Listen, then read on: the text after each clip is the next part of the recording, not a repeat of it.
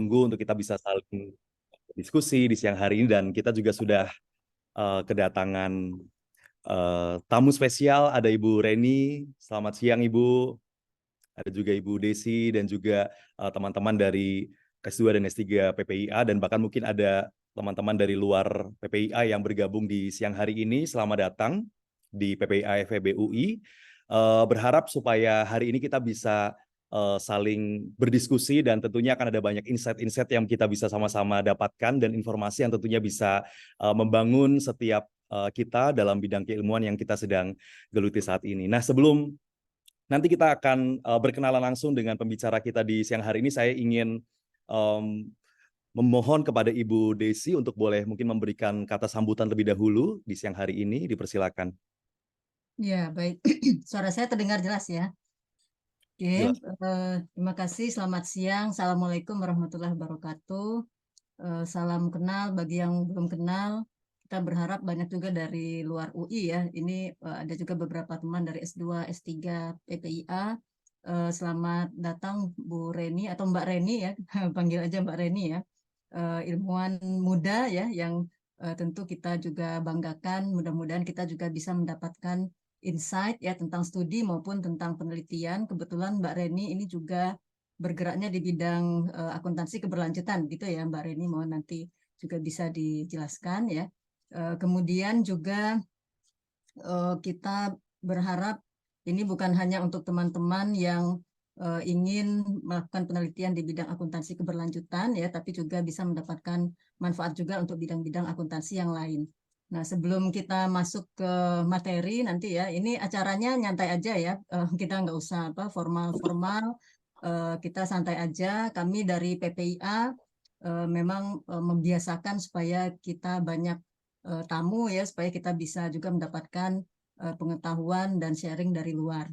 Nah, bagi teman-teman mungkin yang belum bergabung dengan PPIA, saya mohon izin untuk sebentar menjelaskan tentang PPIA. Kebetulan kita juga sedang menerima penerimaan, tetapi untuk penerimaan kali ini khusus untuk S2 dulu ya, karena untuk S3 nanti akan dibuka lagi semester depan.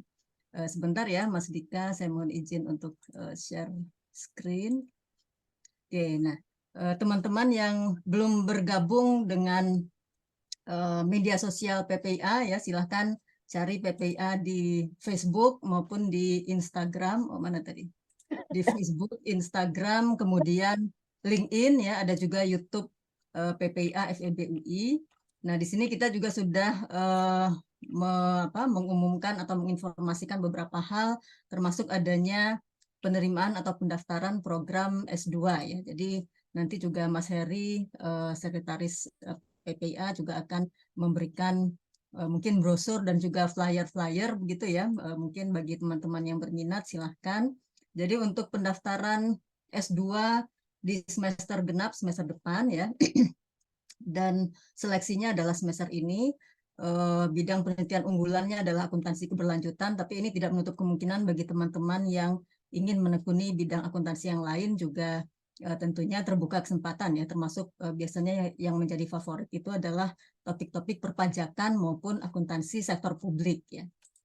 Oke, kemudian walaupun PPIA ini fokusnya adalah ke riset ya, tetapi peluang karirnya bisa juga selain sebagai peneliti, akademisi juga bisa untuk konsultan ya, analis, akuntan dan pembuat kebijakan serta bidang pekerjaan lainnya yang membutuhkan keahlian dan keterampilan analitikal di bidang akuntansi. Nah, kita ada kelas reguler ya pagi Senin sampai Jumat, kemudian kelas khusus ini biasanya untuk teman-teman yang bekerja tapi tetap ingin belajar terutama melakukan penelitian, kemudian juga belajar tentang riset-riset akuntansi ya. Kelas khusus di hari Kamis, Jumat, dan Sabtu ya. Nah, lokasi perkuliahannya ada di Depok. Silakan dicatat tanggal-tanggalnya ya. Pendaftaran ini dibuka sampai dengan 27 Oktober. Kemudian bagi teman-teman yang penasaran seperti apa sih mata kuliahnya ya. Jadi kita ada mata kuliah yang tentunya karena fokusnya terkait riset ya. Jadi ada mata kuliah topik dan riset akuntansi manajemen, akuntansi keuangan ya. Kemudian juga audit, financial theory dan juga tentunya teknik penulisan ilmiah dan metode riset akuntansi. Kemudian juga ada beberapa mata kuliah pilihan, termasuk akuntansi keberlanjutan, perpajakan, dan akuntansi sektor publik ya. Kemudian kita juga sebetulnya sudah membuka akuntansi sektor publik sebagai salah satu sebagai konsentrasi di S2 PPIA. Jadi silahkan bagi teman-teman yang ingin mendalami terutama bidang riset ya untuk akuntansi, baik akuntansi keberlanjutan, akuntansi keuangan, akuntansi manajemen ya, perpajakan maupun akuntansi keberlanjutan, bisa lihat-lihat nanti ya untuk pengumuman maupun informasinya di sosial media kami. Dan kami harapkan juga kita bisa tetap terhubung ya, karena di sosial media kita biasanya kita berikan beberapa informasi baik acara ya maupun penghargaan kepada mahasiswa yang berhasil publikasi ataupun prestasi-prestasi lainnya.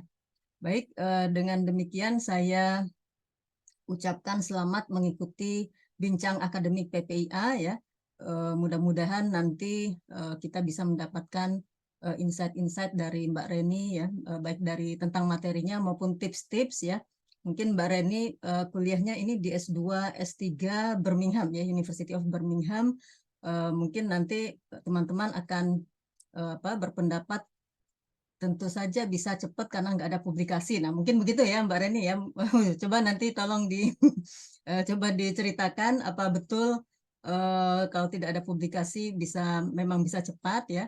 Tapi Mbak Reni ini walaupun mungkin tidak ada publikasi, tapi publikasi dari disertasinya mendapatkan penghargaan dari jurnal ya, Reg Matthew Prize ya, dan saya rasa itu cukup prestisius ya, menandakan bahwa penelitian yang dilakukan pada saat S3 memang serius ya, kemudian akhirnya bisa dipublikasikan di jurnal yang bagus ya.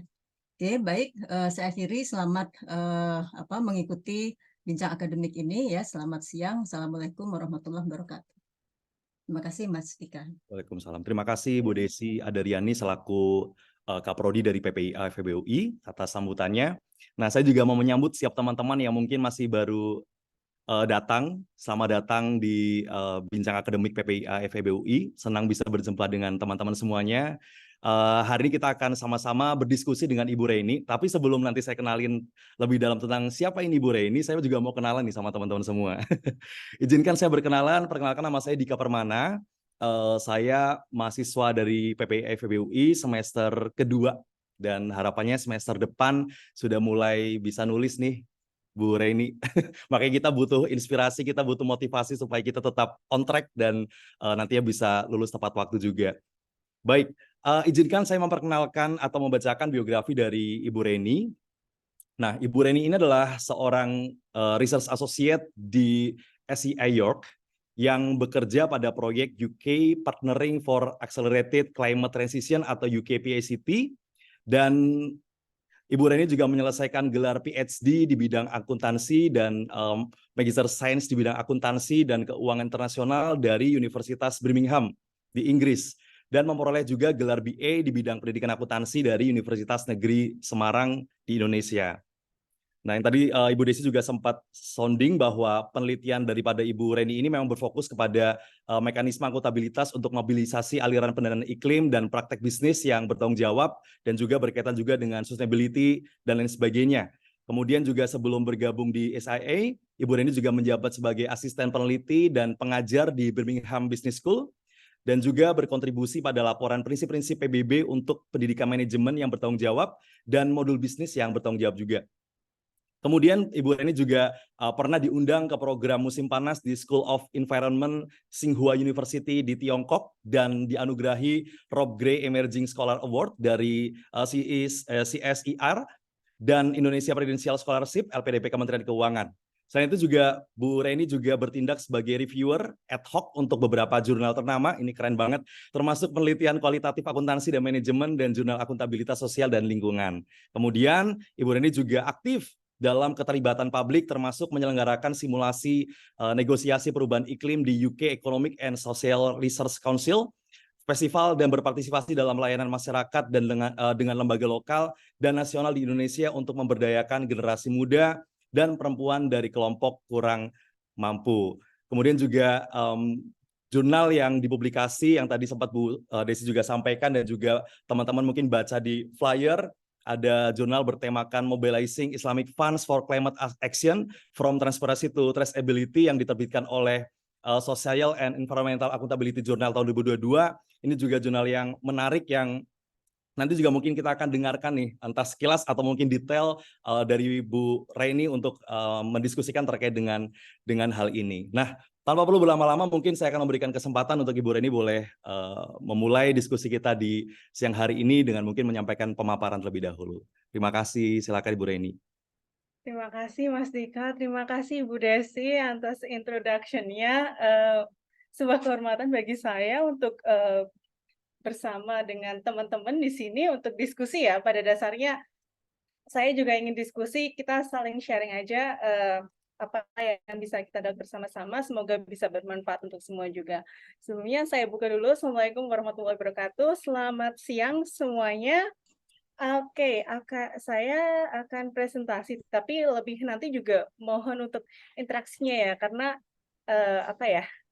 Pertama, saat ini saya share dulu biar lebih mudah. Oke, ya di sini bisa lihat slides-nya kan ya? Oke, aman? Ya. Aman. Jadi saya akan lebih ke reflection ya, sama terkait dengan research. Nah,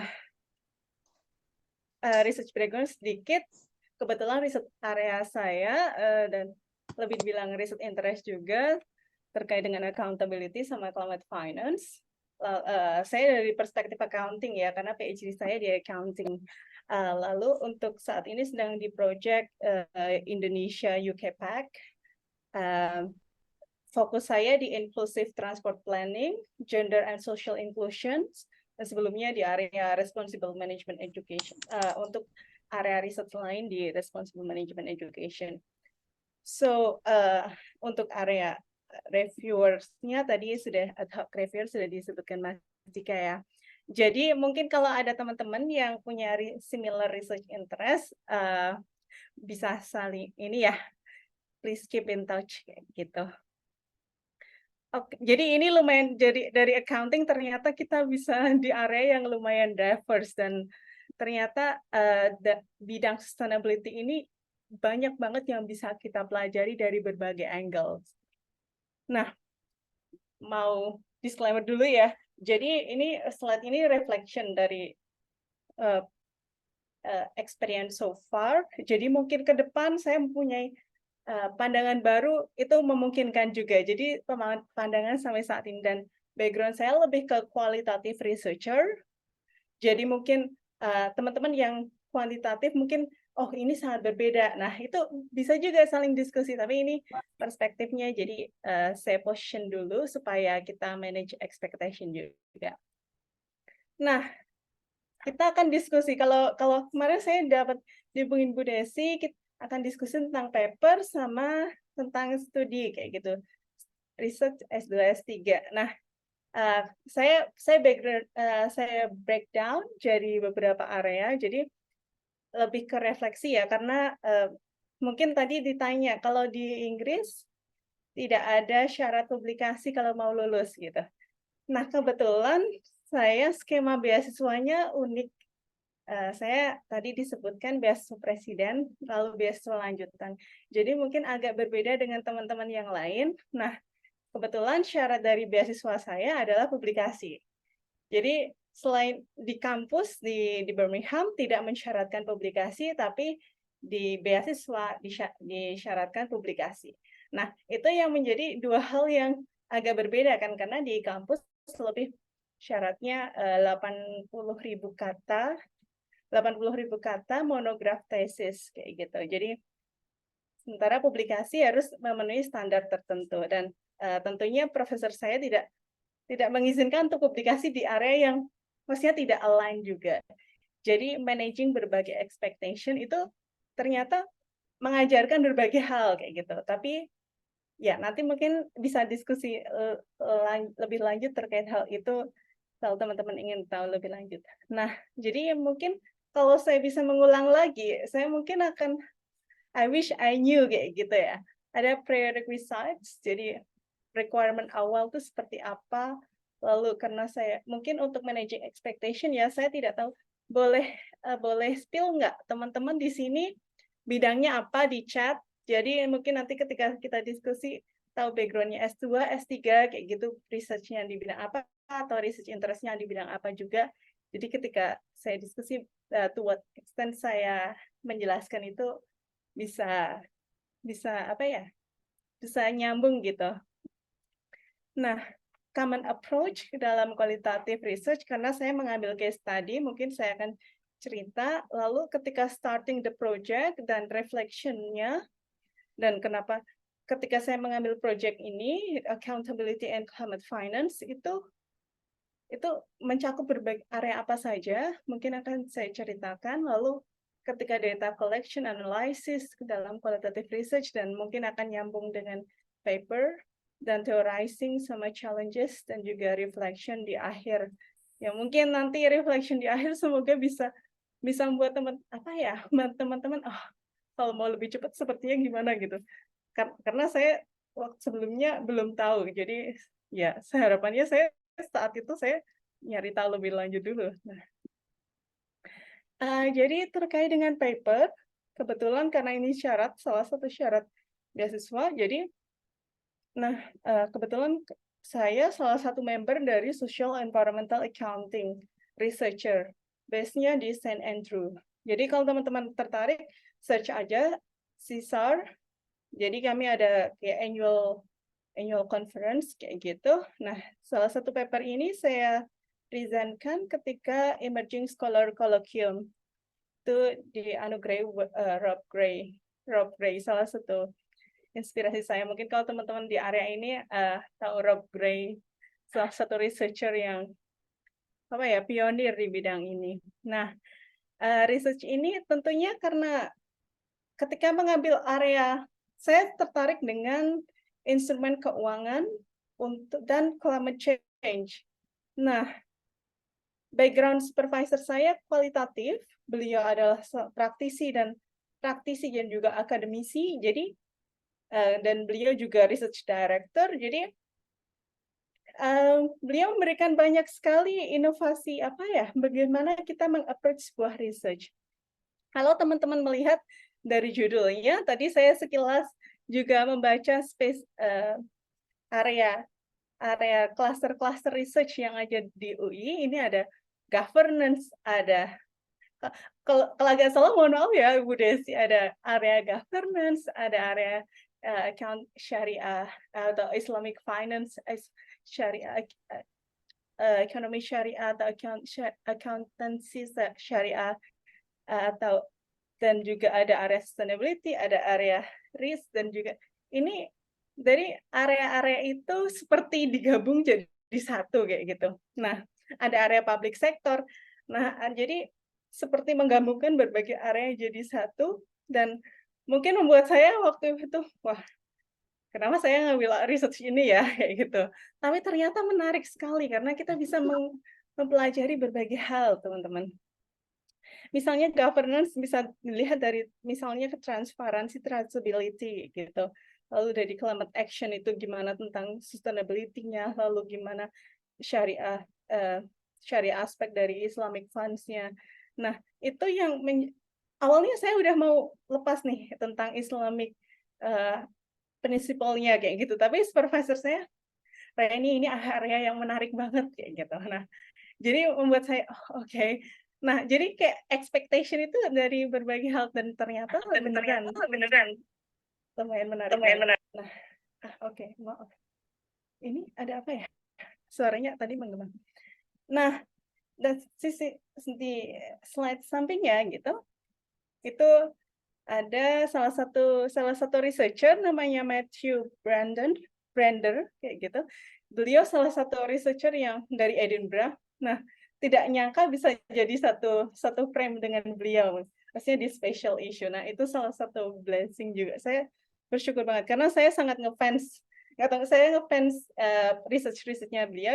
Jadi saya menggunakan approach-nya beliau terkait dengan life cycle sebagai salah satu area di metode untuk menganalisis, metode untuk penelitian saya. Jadi nanti mungkin saya ceritakan. Nah, kebetulan pernah diskusi, kita ada interview dengan beliau. Nah, beliau juga ramah banget. Jadi, nah, kalau saya tahu kalau melakukan, nah mungkin teman-teman ini berapa lama melakukan riset itu kayak gitu, karena mungkin apa ya, saya terbilang ya oke lah kalau mungkin kalau dibilang bisa, mohon maaf bisa di mute dulu yang tadi teman ya.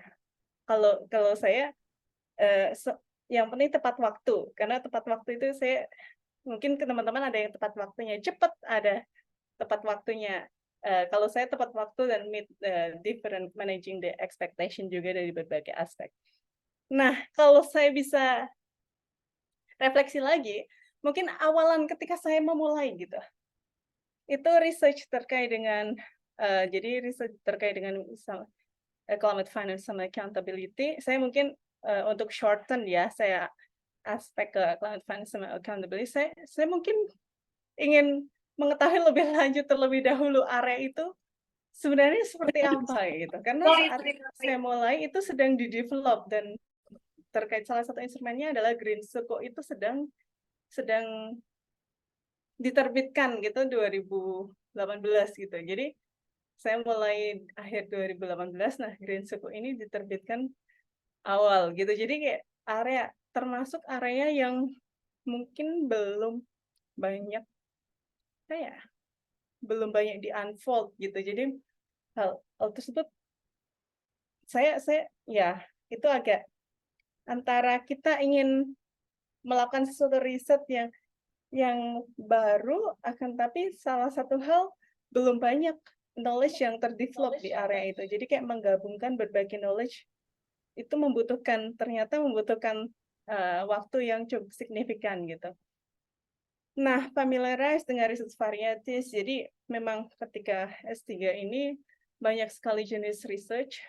Jadi sama mungkin teman-teman kalau mungkin saya bisa saran ya, setidaknya follow jurnal yang ingin dipublish itu di area mana, sama jurnal yang di expected di area teman-teman itu di mana aja. Jadi saya dulu tidak tahu.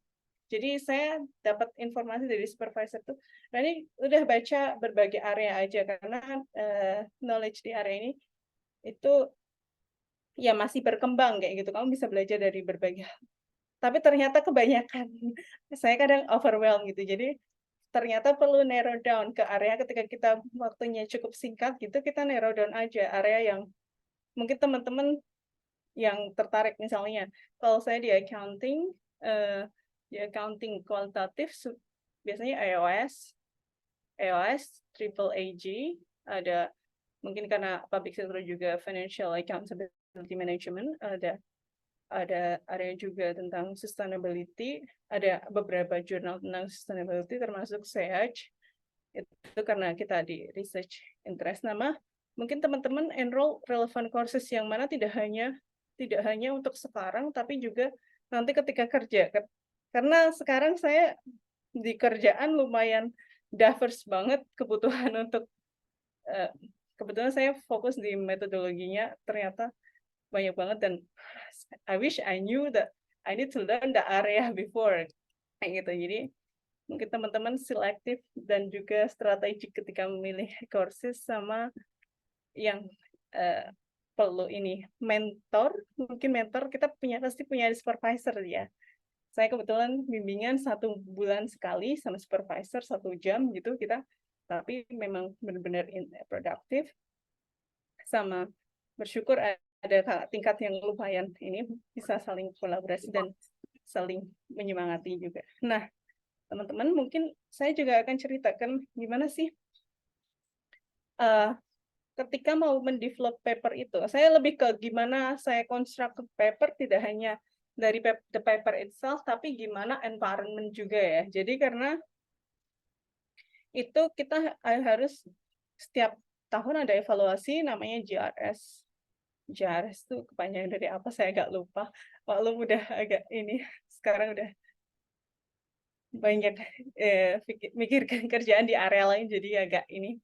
Nah, mungkin kalau teman-teman tertarik, itu ada namanya Research Development Framework, ini bagus banget untuk guidance. Jadi ketika membuat jurnal sama tesis itu, dari guidance ini kita bisa memilah sama membuat timeline yang tepat kayak gitu, karena untuk bisa masuk area A, B, C, D itu mungkin ada berbagai aspek yang perlu di explore lebih lanjut, karena misalnya untuk publikasi gitu juga kita perlu disseminate the research juga ke conference dan itu butuh resources juga, dan itu gimana cara kita align. Nah, itu mungkin teman-teman bisa baca lebih lanjut di sini. Nah, ketika saya ngambil qualitative research, awalnya ya itu baru saya dapat ketika S3 ya. Jadi metode saya memilih fokus di case study, karena saya lebih pertama tentunya the extent of access to the data itu kita menjadi salah satu pertimbangan ya, karena akses datanya gimana kita bisa mengakses, karena saya melihat sudah saya sini belum? Belum. Nanti mungkin saya akan cerita lebih lanjut. Jadi saya mengambil case study.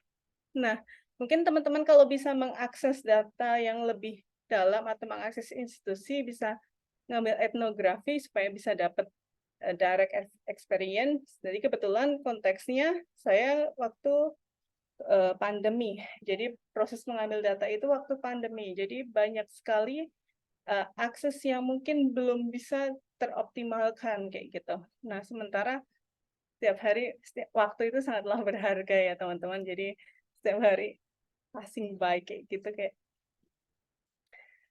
ya precious banget waktu.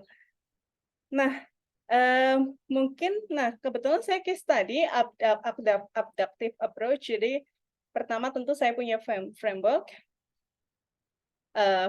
dari research itu. Nah, tentunya nanti mungkin saya akan cerita lebih lanjut tentang ketika starting the project. Framework, lalu gimana back and forth dengan antara teori dengan evidence, lalu kembali lagi ke framework itu gimana berkontribusi ke teori. Nah, karena ekspektasinya lebih kepada gimana S3 ini juga fokus extension to the teori, nanti mungkin saya akan cerita juga. Dan juga gimana empiricsnya juga menarik, karena supervisor saya juga, beliau salah satu praktisi, jadi kayak balancing the expectation, satu lumayan kuat di teori, satu juga kuat teori dan juga praktis, jadi lumayan balance. Nah, ada juga area di discourse analysis, mungkin teman-teman sudah dapat kuliah tentang itu ya. Nah, gimana saya mulai ketika mensituasikan dalam konteks climate finance, itu kebetulan salah satu hal saya melihat, tadi saya cerita ketertarikan saya di instrumen keuangan dan juga tentang accountability gitu. Itu saya juga melihat berbagai jenis instrumen keuangan yang menarik kayak gitu dari aspek accountability-nya. Tentu ada berbagai jenis. Nah, salah satu hal yang lumayan signifikan, itu signifikan dalam arti data point, dalam arti yang telah direcord dari misalnya Bloomberg, itu adalah aspek green bonds. Nah, kenapa green bonds menjadi salah satu, dan juga ini pada dasarnya di area debt instrument ya, instrumen utang kayak gitu. Nah, ini menjadi salah satu aspek yang menarik karena jumlahnya signifikan, tapi terdapat berbagai isu terkait dengan tracing apakah sebenarnya dari jumlah yang signifikan itu impact-nya juga signifikan terkait misalnya addressing sustainability issue ataukah dalam berbagai aspek. Karena dari aspek misalnya climate change dan lain misalnya social problem. Nah, kebetulan saya awalnya di S3-nya di area environment, sekarang bekerjanya di area social issue. Nah, itu dan juga terkait dengan jenis debt instrument yang berbeda dan juga tentang grant juga. Nah, itu ternyata menarik sekali area-area ini kayak gitu. Mungkin kalau teman-teman suka di area dan area ini juga bisa dilihat dari aspek kuantitatif juga ternyata. Karena salah satu untuk memilih case, untuk menjustifikasi case tadi saya juga mengambil data dari Econ salah satu untuk mungkin ke teman-teman lebih yang kuantitatif lebih tahu ya. Jadi ada database terkait dengan climate finance gitu. Jadi saya juga mengambil data dari situ sebagai justifikasi kenapa saya memilih salah satu area ini. Nah, jadi kenapa saya memilih case study tadi? Karena saya bisa melihat the backstage dari organizational life kayak gitu. Mungkin mirip dengan kalau teman-teman jadi konsultan juga mau nggak mau harus belajar backstage ya. Well, tergantung sih konsultasinya di bidang apa kayak gitu. Karena ini relevan sekali dengan pekerjaan saya saat ini kebetulan ketika mendeliver salah satu project gitu. Backstage itu ternyata lumayan dynamics dan itu hal yang cukup menarik dan juga challenging, tapi banyak menariknya sih. Tapi at the same time, kalau bicara addressing social issue mungkin bisa langsung direct ya ke social direct ya, nggak hanya social issues, berbagai issues itu bisa direct kayak gitu ketika kita membaca backstage karena kita bisa mengurai unfold sebenarnya problemnya di area mana kayak gitu. Tapi meskipun itu lumayan ini ya bisa dibilang micro ya. Nah, ketika starting karena dari backstage itu juga mungkin kalau itu terkait dengan impact ya. Tapi terkait dengan jurnal mungkin akan berbeda, tergantung teman-teman ekspektasi jurnalnya seperti apa. Karena saya juga belajar salah satunya dari dosen UI juga, kebetulan rekan ketika S3 gitu, beliau sudah sangat advance dan beliau mengajari kalau misalnya mau target jurnal tertentu pasti harus hafal styling sama sebenarnya jurnal karakter sejarah jurnal itu seperti apa. Itu harus benar-benar paham. Nah, itu juga tidak jadi positioningnya mungkin menyesuaikan teman-teman nanti ke depannya targetnya seperti apa. Nah, jadi terkait dengan formulating research questions, oke. Jadi terkait formulating research questions itu saya mengawali dari lumayan general. Jadi bagaimana green flow itu di-trace dan impact-nya di-measured. Nah, itu ternyata komprehensif literatur itu masih apa ya? Ya, saya membalance antara mungkin kita bisa diskusi nanti ketika apakah kita butuh komprehensif literatur ketika kita melakukan abductive approach ataukah 50-50 kayak gitu. Karena saya melakukan literatur review lagi ketika misalnya mendevelop paper atau mendevelop thesis. Kalau S3 di sana di Inggris namanya thesis ya, kalau di sini dissertation ya. Jadi mungkin maaf kalau misalnya agak berbeda apa ya penggunaan katanya. Nah, bagaimana diskusi tentang new data gitu. Itu sering banget karena data itu ketika kualitatif data pengen sekali apa ya, oh, ini kayaknya datanya kurang karena case-nya evolve terus.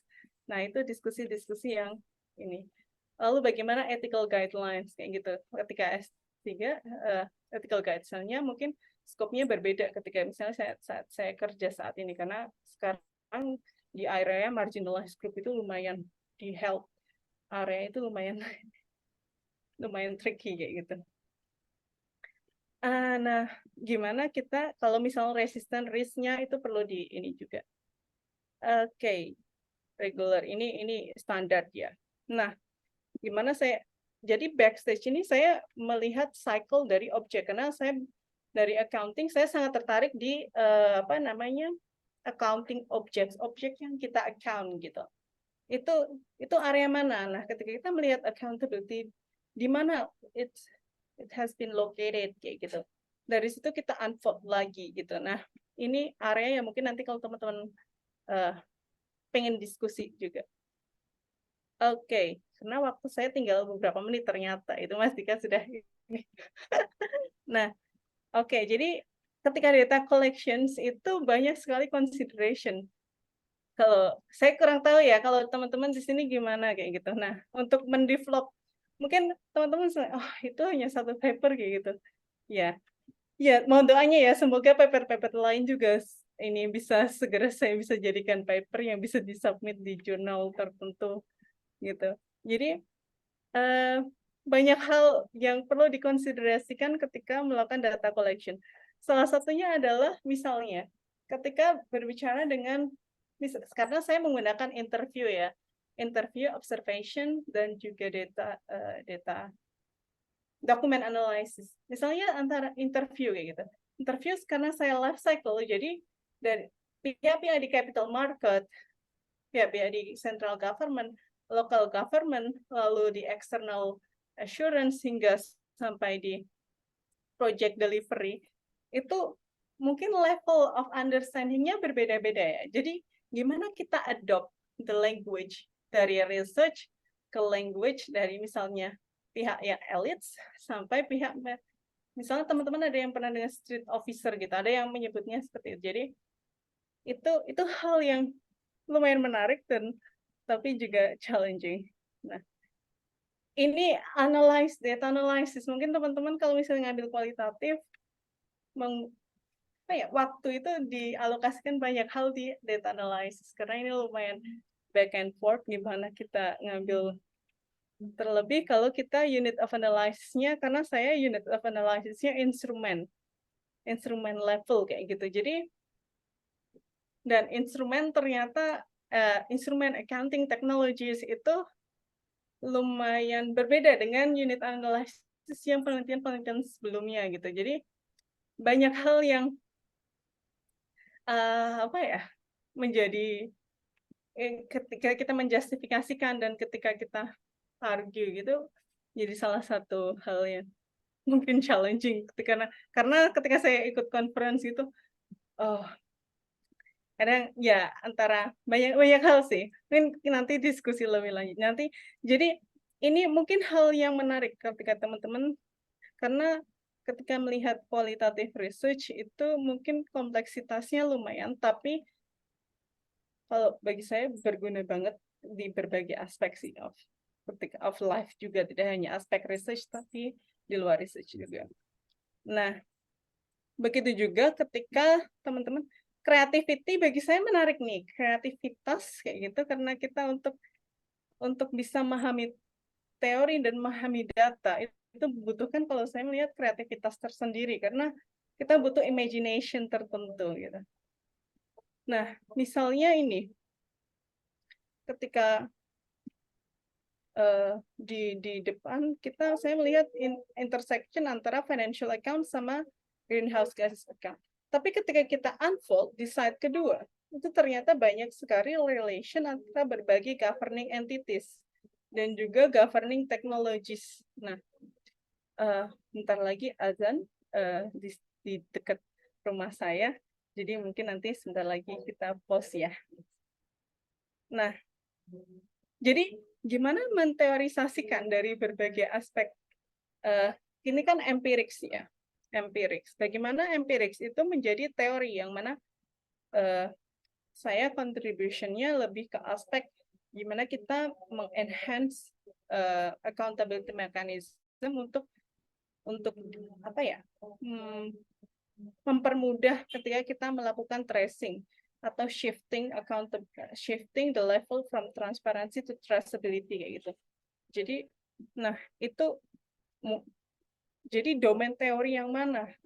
Ini ada beberapa guidance. Nah, ini saya perlu nambahin. Saya mendapatkannya dari salah satu Yves Criendon. Beliau salah satu pakar dari Laval University. Nanti mungkin kalau teman-teman tertarik, nanti saya share beserta beberapa referensi. Nah, saya lebih ke aspek extension to the theory kayak gitu. Jadi gimana lebih ke bisa dibilang mapping ya, karena aspek yang saya ambil itu lebih ke mapping. Nanti mungkin kalau teman-teman tertarik sama gimana saya extend the theoretical framework, itu bisa saya share salah satu bagian dari tesis saya saat ini, karena masih saya develop untuk jadi paper kayak gitu. Jadi, nah, reflectionnya mungkin tinggal 1 menit waktu saya untuk sharing. Nah, sebelum lanjut diskusi, nah, reflectionnya karena melakukan PhD atau studi lanjutan gitu, itu perlu banget balance antara well-being sama ini ya, health, work-life balance or whatsoever. Jadi di area balancing mind gitu ini banget. Jadi well-being itu menjadi aspek utama banget. Sama teman-teman mungkin perlu set expectation ya. Saya kurang tahu seperti apa kalau di research culture di teman-teman alami kayak gitu. Kalau saya kebetulan perlu banget. Jadi saya bilang ke supervisor saya butuh target ini. Nah, itu saya sampaikan jujur banget. Terus gimana kita communicate, sama saya bahkan bikin agreement ya. Karena saya nggak tahu, saya tidak tahu culture-nya mereka, jadi saya bikin agreement sama supervisor saya.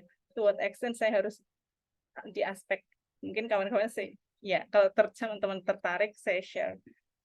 Lalu documentation itu perlu banget. Saya minta diajarin kakak tingkat ya sudah senior gitu kan, gimana mengorganize di awal gitu supaya di akhir itu kita masih, karena 4 tahun itu agak lama. Nah, manageable progress tentunya, karena kalau enggak teman-teman progress is a progress, tetap progress tuh, karena kalau enggak bakal overwhelmed. Misalnya PhD 4 tahun gitu atau 3, 4 atau 5 gitu, itu lumayan tough time ya, tapi wonderful sama exciting juga. Nah, engagement sama networking ini ternyata perlu banget. Ya, memang sih perlu banget gitu. Tapi kadang-kadang mungkin tergantung masing-masing teman-teman ya. Ada yang introvert atau extrovert kayak kita, ada yang mager atau enggak gitu. Kebetulan ketika networking itu memberikan energi lebih bagi saya juga. Writing sama publication itu mungkin nih ya perlu dibalance. Tergantung juga target teman-teman, writing mana yang perlu ditarget itu juga. Sama resilient support tuh benar-benar ini perlu, karena support system itu perlu banget gitu, karena meskipun ini PhD is a lonely journey, tapi kita butuh support system yang tepat. Terima kasih banyak sudah mendengarkan. Semoga kita bisa diskusi. Assalamualaikum warahmatullahi wabarakatuh. Waalaikumsalam. Thank you Bu Reni buat pemaparannya. Mungkin sebelum tanya jawab, izinkan saya juga meresume beberapa yang tadi disampaikan juga sama Bu Reni. Ya, ini menarik, mungkin karena waktunya terbatas, jadi Bu Reni belum mengeksplor lebih dalam apa yang dia sampaikan. Tapi nanti kita bisa lakukan di diskusi. Nah, tadi udah disampaikan juga terkait dengan how to start our penelitian, terus kemudian juga gimana caranya untuk kita bisa to do data collection, lalu how to analyze the data, lalu kemudian juga how to engage with the theories, sama yang terakhir juga tentang reflection. Tadi juga sempat di-spill juga tentang strateginya gimana sih supaya kita bisa istilahnya at least selesailah tulisan kita dan kita bisa mulai publish. Tadi ada beberapa hal, tapi saya catat ada 2, yaitu yang pertama, bagaimana kita harus fokus di area mana yang kita mau geluti. Lalu kemudian juga punya mentor atau buddy, dan tadi Bu Reni sampaikan bahwa supervisornya juga kebetulan seorang praktisi juga, jadi seenggaknya bisa ketemu nih ekspektasi antara praktisi dengan akademisi, dan itu hal yang sangat menarik karena kebetulan saya juga seorang praktisi juga, dan ketika saya berkuliah di PPIA ini juga memang, ini sedikit testimoni nggak apa-apa ya Bu ya, ketika saya berkuliah di PPIA juga memang banyak banget insight yang saya dapatkan dan bisa di-apply juga di area praktek gitu loh, jadi betul-betul bisa dikombinasikan dengan baik. Makanya wow, penting juga nih kalau kita betul-betul bisa inline ya antara apa yang kita tulis nantinya, kemudian juga praktek juga bisa siapa yang membaca atau bisa didaratkan lah apa yang kita nanti akan tulis. Nah, kita mungkin akan mulai sesi tanya jawabnya. Mungkin ada teman-teman yang mulai penasaran atau mau explore lebih jauh lagi tentang Bu Reni, kemudian apa yang nanti akan mau mungkin dikerjakan bisa sama-sama kita diskusikan bersama-sama.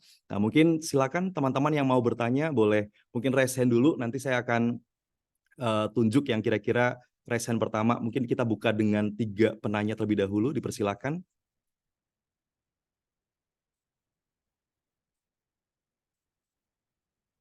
Silakan teman-teman.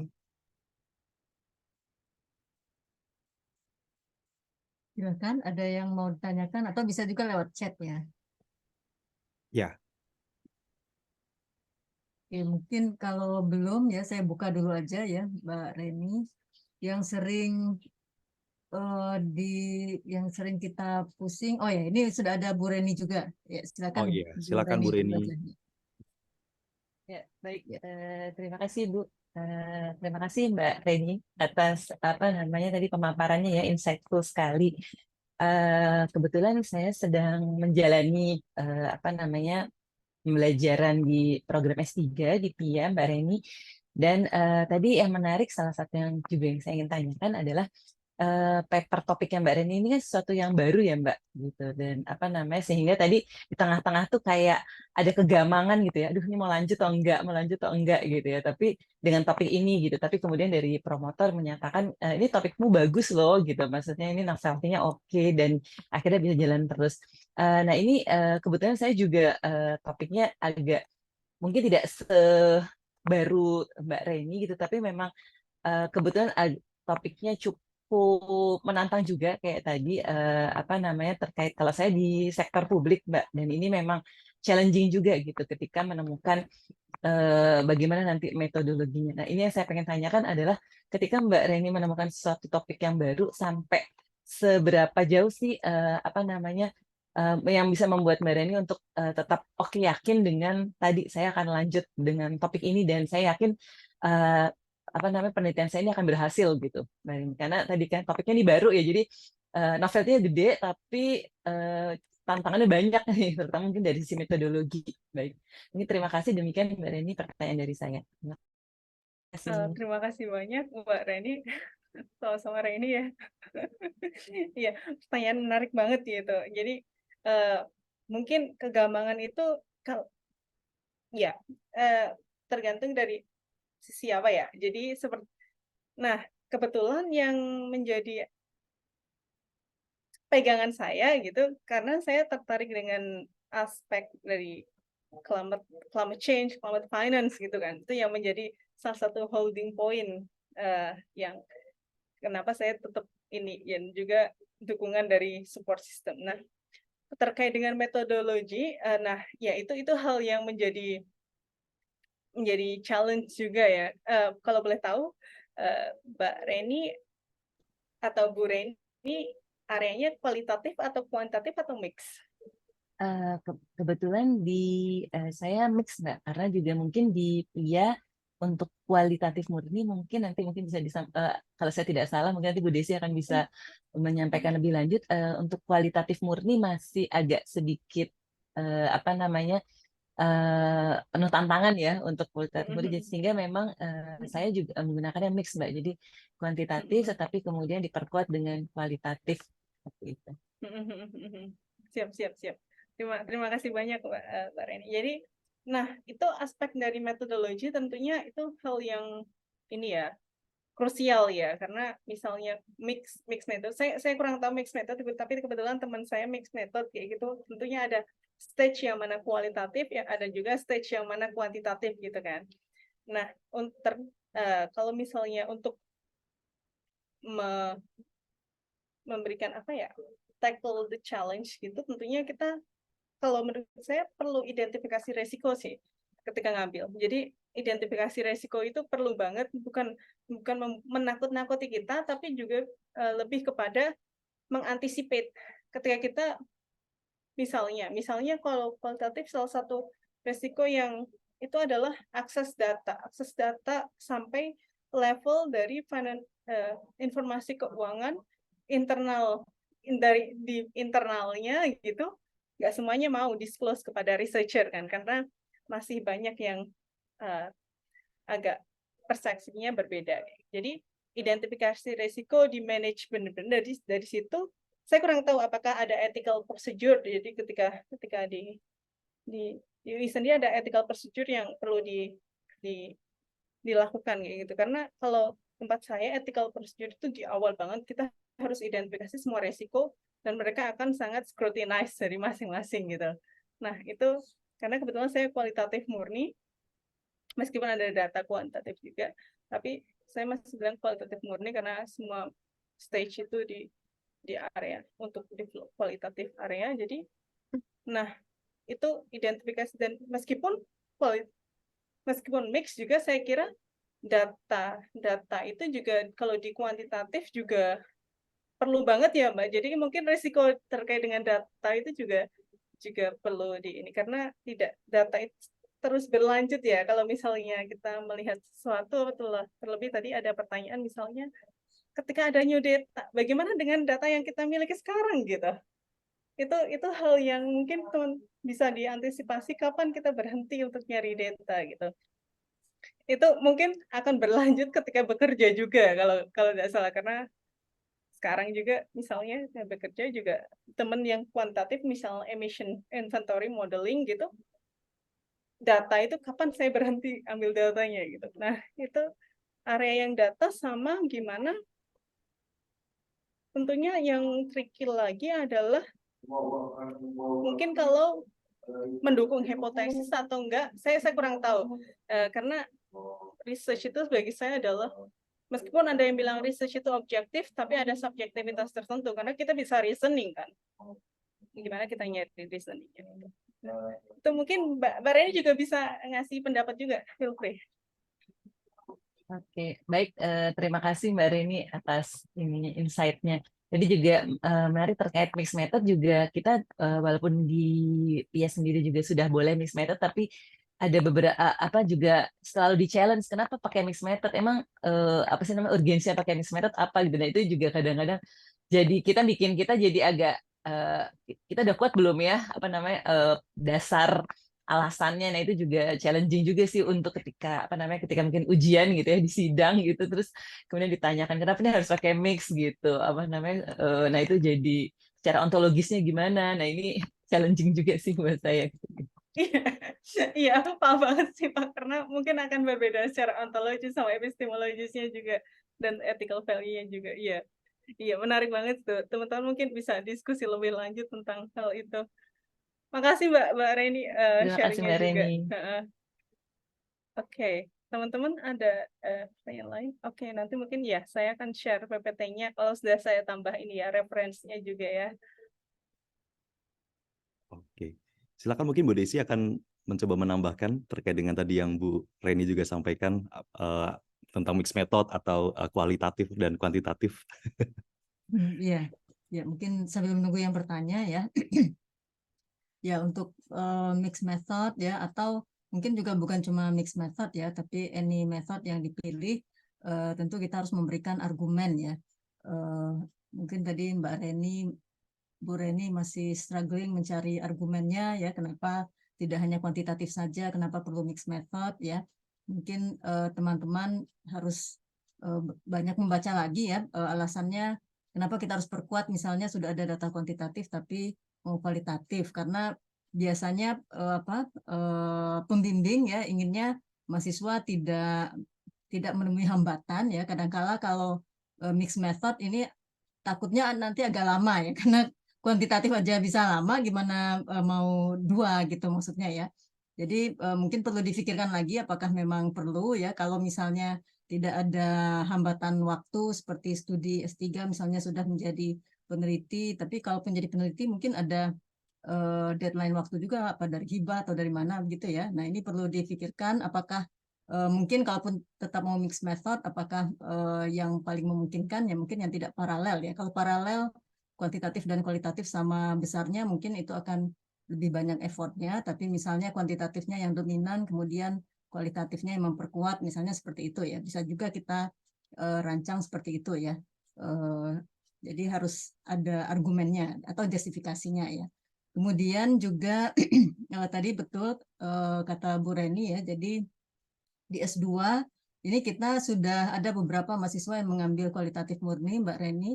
Tapi untuk S3 ini kita masih terkendala baik di pembimbing maupun nanti penguji ya. Takutnya nanti malah menghambat mahasiswa. Tapi kalau misalnya ada yang tertarik dengan metode kualitatif, untuk level S3 saya rasa tidak bisa deskriptif. Mungkin nanti Mbak Reni tolong tambahkan penjelasan ya.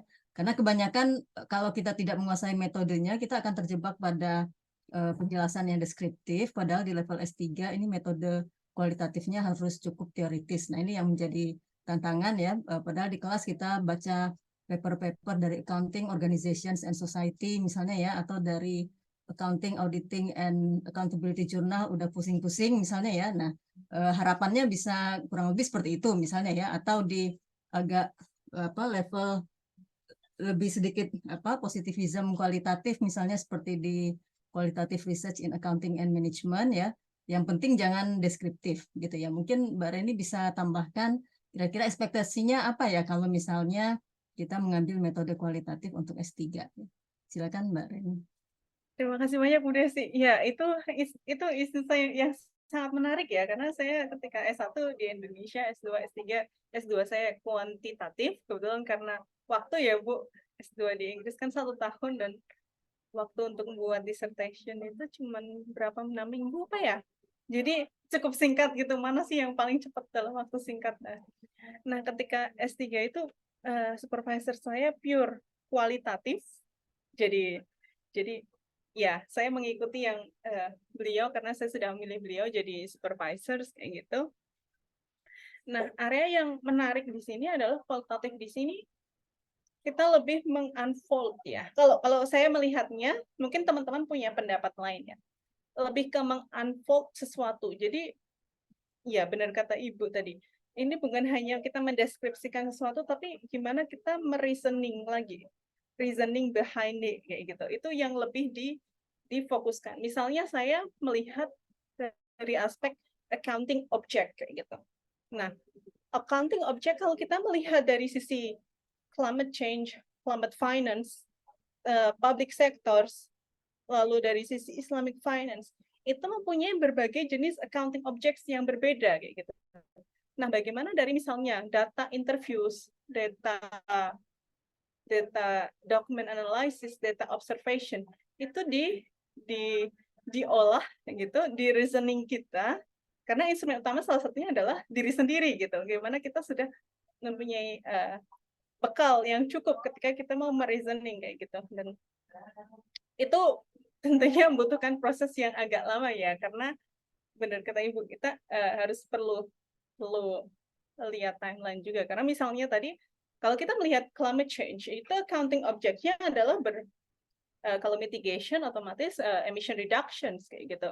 Nah, itu tentunya bagaimana itu di exchange ke aspek accounting dalam arti accounting monitor unit kayak gitu. Nah, itukah mana level yang tepat? Nah, itu bagaimana, karena itu masih dalam diskusi perdebatan, bagaimana proses untuk mengunfold para pemangku kepentingan itu mengunfold, karena pemangku kepentingannya tidak hanya tentunya environment officer atau environment expert, tapi juga ada finance expert, ada juga aspek di bidang misalnya yang planners kayak gitu.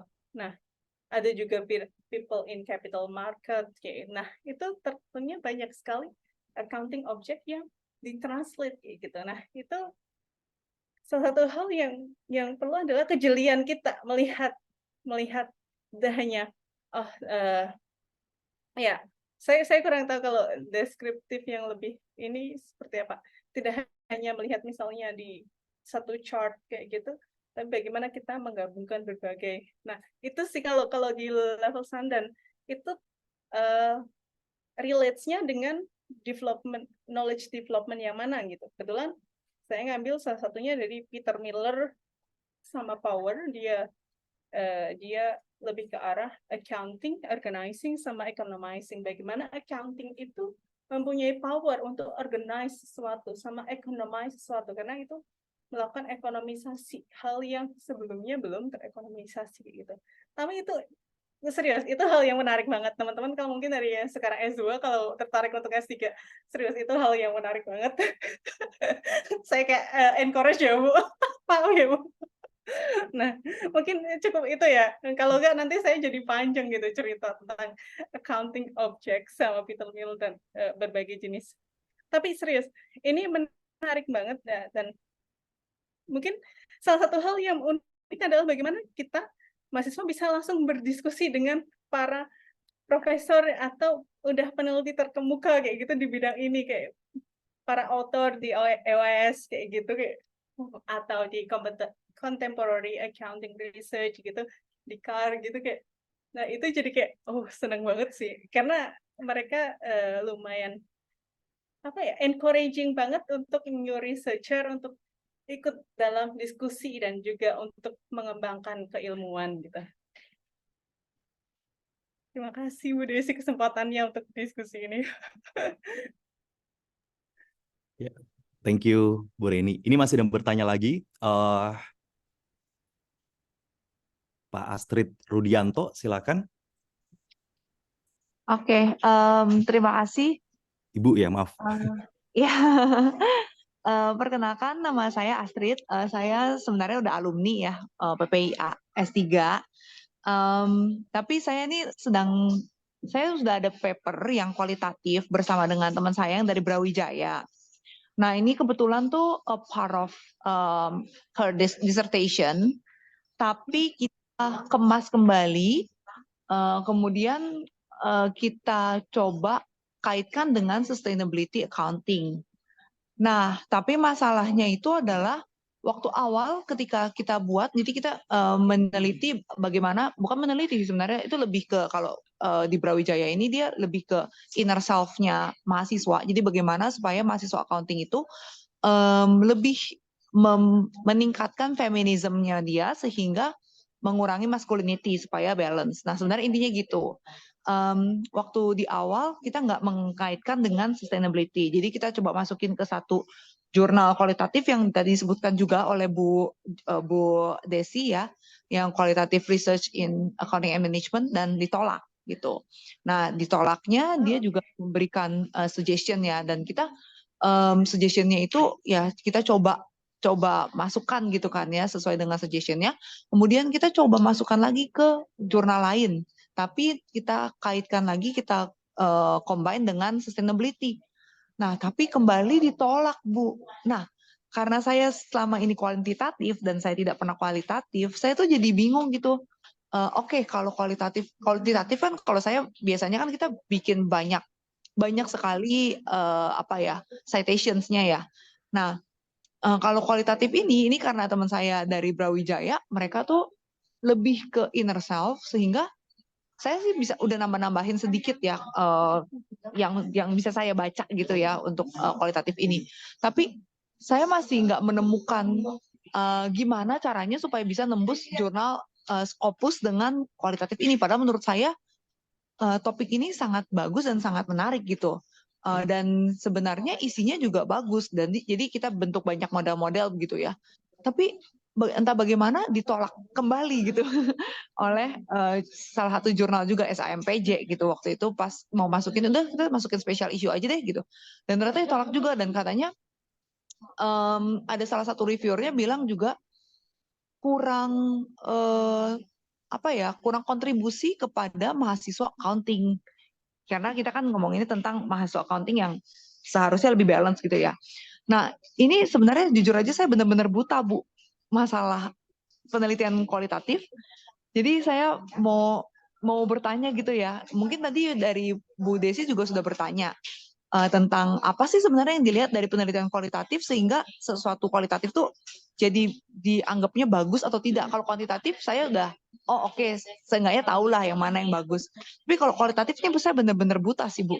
Jadi saya minta pencerahannya gitu, Bu. Terima kasih.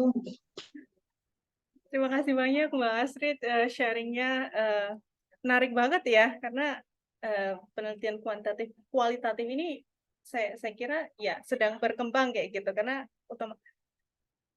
saat ini juga masih banyak didominasi oleh kuantitatif. Nah, untuk standar quality of research-nya itu seperti apa? Nah, salah satu profesor saya, Profesor Bob Skepen, itu beliau pakar di kualitatif ya. Beliau dulunya kuantitatif terus shifting ke kualitatif. Beliau selalu menyampaikan kalau qualitative research itu harus convincing kayak gitu. Convincing. Gimana kita mengconvince sesuatu kayak gitu. Itu hal yang mungkin kalau misalnya peneliti awal gitu, bagaimana kita relate dengan theoretical di area accounting kayak gitu yang beliaunya itu sudah apa ya? Kalau orang Jawa bilang mbahnya gitu ya, yang sudah pakarnya di accounting kayak gitu. Tentu ada nama-nama tertentu misalnya tentang accounting dan tadi terkait feminisme kayak gitu. Itu tentunya ada pakar-pakar di bidang itu. Nah, mungkin bisa relate ke diskusi yang sedang beliau lakukan ya. Nah, gimana kita mengambil angle dari misalnya Indonesian perspective yang mana itu bisa di-relate juga di global perspective. Nah, itu karena ada misalnya bisa teman-teman juga bisa baca juga salah satu apa ya? Research gimana kita teorizing dari Sweetberg kalau nggak salah ya. Jadi supervisor saya suka banget sama ininya. Jadi from theory and theorizing kayak gitu. Jadi beliau menyampaikan gimana membuat qualitative research itu convincing kayak gitu. Sama five areas, misunderstanding in case study. Mungkin kalau Mbak Astrid tadi researchnya tentang case study, mungkin bisa dibaca. Itu gimana kita mengambil key point ketika kita melakukan research kualitatif gitu. Karena saya kebetulan ketika saya menjadi reviewer untuk jurnal qualitative research di accounting and management itu salah satunya adalah numbers of interviews-nya itu masih sangat sedikit dan datanya itu belum in depth kayak gitu ya. Jadi itu hal yang menjadi red flag. Bukannya harus banyak banget. Teman saya kebetulan senior saya hanya 19 interview, tapi datanya benar-benar rich, dan dia menteorisasikannya lumayan rich kayak gitu, dan ngambil framework dari sudah sangat relevan dengan align dengan accounting-nya itu. Nah, itu beliau sudah publish di beberapa tempat kayak gitu. Nah, jadi mungkin karena ngambil case-nya salah satunya Western centric. Jadi kalau saya baca gitu, kalau misalnya kita ngambil emerging economies gitu perlu data yang lumayan rich juga gitu. Nah, bagaimana itu juga di demonstrate dalam research-nya juga. Nah, itu sih pandangan saya. Saya kurang tahu seberapa rich data yang tim Mbak Astrid punya. Dan kalau misalnya mau diskusi lebih lanjut, Mbak, boleh ini kita kebetulan ada research group juga yang maksudnya beberapa orang Indonesia yang ngambil kualitatif kayak gitu. Teman-teman ada beberapa yang masih S3, itu kita discuss apa sih yang bisa kita improve dari misalnya research ini kayak gitu. Itu kalau misalnya mau bergabung feel free juga. Nah, jadi mungkin bisa dapat komen-komen dari teman-teman Indonesia juga yang di area yang similar, karena mungkin lebih tahu konteksnya ya. Ya boleh Mbak Reni, aku sebenarnya benar-benar buta, makanya baru mau coba inilah. Makasih ya Mbak. Masih belajar juga Mbak. Sama-sama Iya. Mbak. Oke, thank you Mbak Astrid pertanyaannya.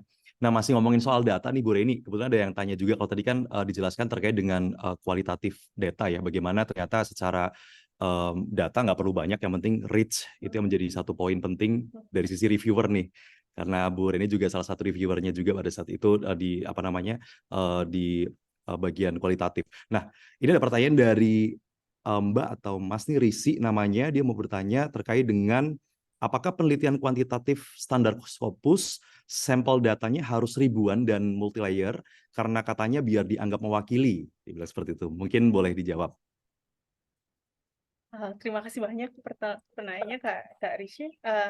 Ya, kebetulan saya background-nya bukan di kuantitatif ya, jadi saya tidak berani berkomentar lebih lanjut. Tapi dari teman-teman rekan-rekan saya yang kebetulan banyak yang di kuantitatif gitu, ya memang datanya perlu. Salah satu yang menjadikan poin lebih itu adalah datanya perlu lumayan big data kalau bisa dibilang gitu.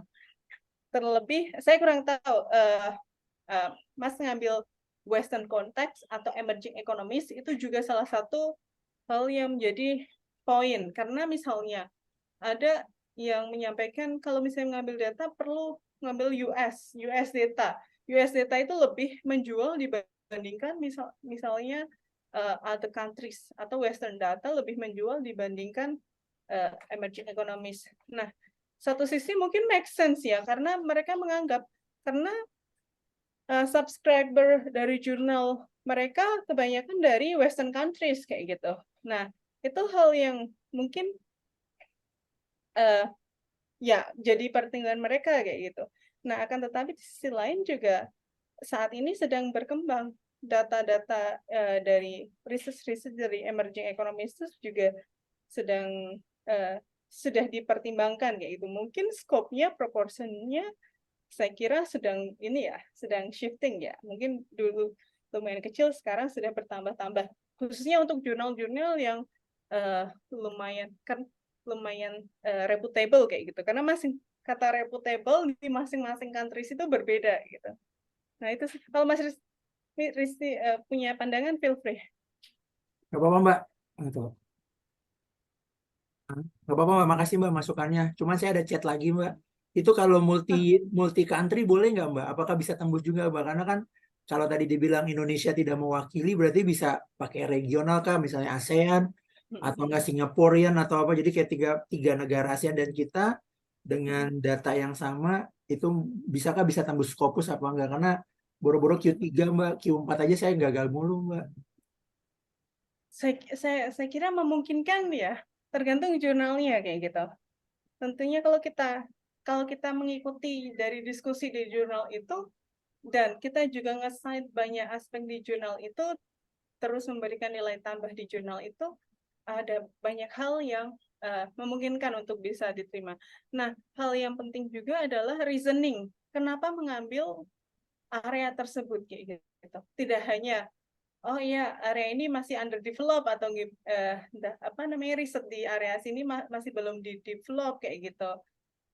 Tidak hanya itu, tapi kontekstualize lebih general lagi dari aspek yang Mas teliti kayak gitu. Nah, itu aspek apa? Nah, kenapa di situ penting juga?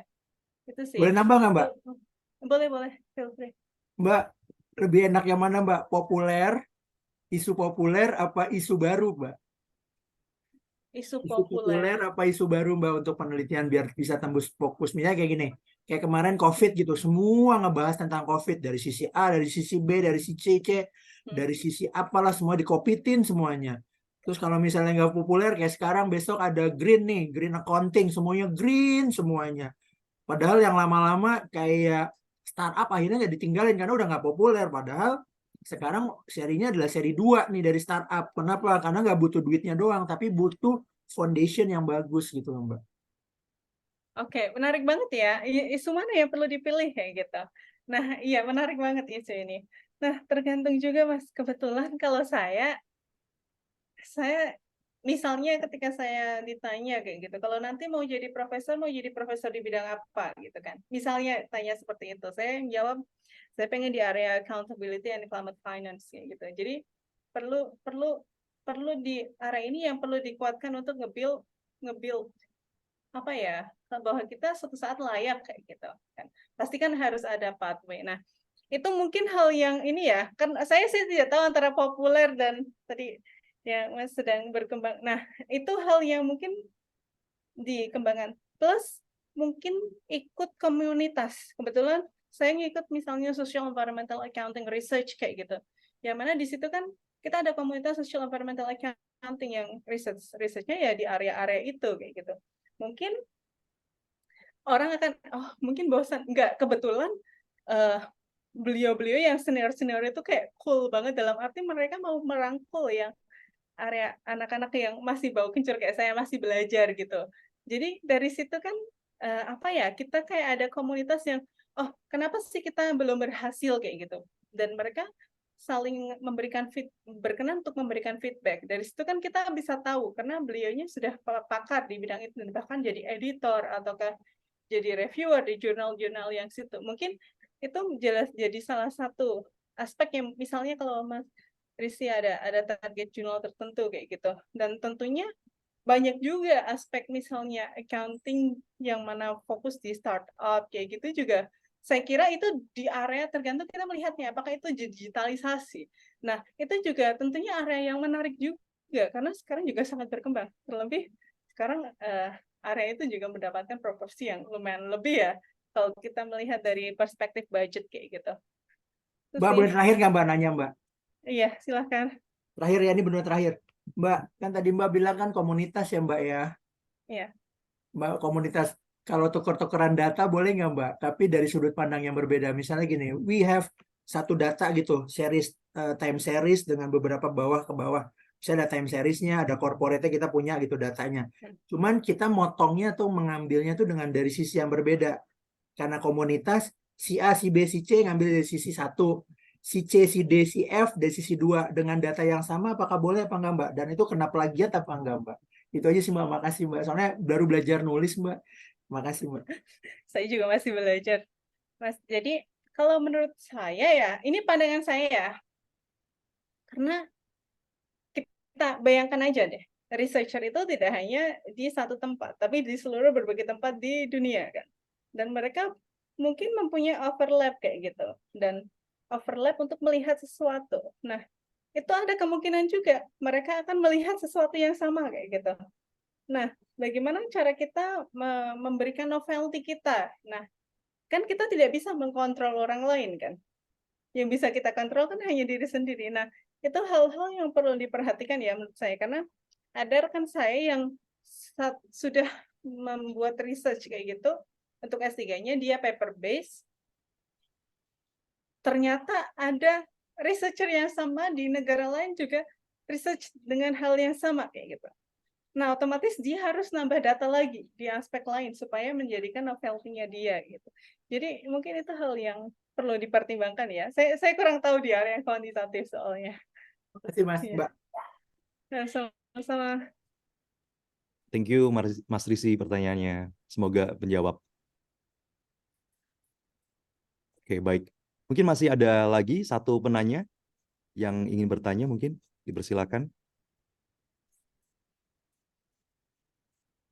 Ini menarik ya, jadi semakin luas perbincangan kita ya Bu Reni ya. Iya. Silakan.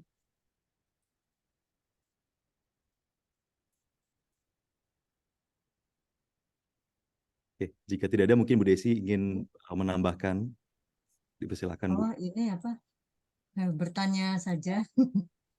Oh ya, ini ada dari Pak Bambang, Mas Bambang Oh Sutrisno ya. ya. Iya. Pak Bambang bertanya, apakah di penelitian kualitatif ada robustness check atau uji ketahanan seperti di penelitian kuantitatif? Silakan Bu Reni. Terima kasih banyak Bapak Bambang. Jadi kalau sepengetahuan saya tidak ada, tapi tidak ada uji robustness check dalam arti kita harus melakukan regresi tertentu atau menggunakan alat tertentu yang menjadikan titik poin kualitasnya itu adalah bagaimana approach kita terhadap research tersebut, metode khususnya metode kita ketika mengambil data dan juga research integrity dan juga research governance itu yang menjadikan tadi sepertinya sudah saya share area research development framework gitu kan, ada aspek-aspek tertentu yang perlu dipenuhi. Nah, itu yang menjadikan mungkin bisa dibilang robustness check-nya ya. Dan juga tentunya kita setiap tahun itu ada ujian. Jadi setiap tahun itu ada ujian dalam arti ujian apakah sejauh ini sudah memenuhi kriteria minimal research ataukah enggak kayak gitu. Jadi itu mungkin menjadikan titik awalan sebenarnya ini sudah meet the expectation untuk para researcher di area ini ataukah belum kayak gitu. Karena kan tidak hanya researcher mahasiswa tersebut sendiri, tapi juga supervisors dan juga external reviewers yang di luar research team gitu yang menjadikan salah satu mungkin bisa dibilang untuk meningkatkan kredibilitas kayak gitu. Nah, ada buku salah satunya Miles and Huberman ya. Kalau nggak salah teman-teman kalau misalnya tertarik itu ada qualitative research. Kalau nggak salah terakhir 2014 atau 2016 itu mungkin bisa dibaca. Itu beliau beliau menyampaikan beberapa tahapan untuk supaya ketika kita menjustifikasikan bahwa research ini layak atau enggak, itu ada kriteria-kriteria tertentunya kayak gitu. Nah, itu yang menjadikan kembali lagi tadi yang Ibu Desi sampaikan, reasoning kita harus kuat kayak gitu dan di backup dengan para researcher yang terdahulu yang di area itu. Dan bagaimana cara kalau misalnya kita mau memberikan novelty, nah bagaimana cara kita mengadopt research A dengan perspektif B dan C, D itu perlu dijustifikasi secara jelas. Oke, itu mungkin ya, mungkin yang bisa saya sampaikan. Mungkin kalau ada teman-teman ada tambahan lain dari teman-teman, feel free aja. Menggunakan lingkar, Mas. Oh iya, ada tambahan pertanyaan gitu, Bu Reni, terkait dengan kalau semisal pakai Likert di penelitian kualitatif, apakah masuknya mixed method atau tetap kualitatif gitu? Oke. Nah, saya kurang tahu ya. Tergantung sih kualitatifnya dari sisi aspek apa. Karena kualitatif tadi kan saya sampaikan ada beberapa approach. Apakah itu menggunakan case study, ataukah grounded theory, ataukah menggunakan etnografi, ataukah menggunakan discourse analysis. Itu ada beberapa approach yang jadi meskipun kualitatif itu tidak hanya ini bisa dibilang kualitatif, ada standar minimum yang perlu di apa ya, bisa dibilang kita masuk kualitatif research gitu.